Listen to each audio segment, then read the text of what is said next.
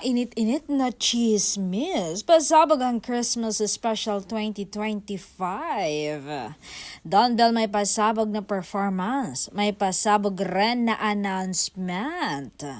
Dito na rin ba amin ang Don Bell sa kanilang totoong relasyon o ang kanilang announcement ay ang kanilang comeback movie sa 2026? Abangan natin ito lahat. At dahil dito sa balitang ito, nananatiling matatag at magkadikit ang magkasintahan, ay nag-alboroto ang mga ulo at ilong ng mga bashers. Ibig sabihin, ang Bubbles ay panalo.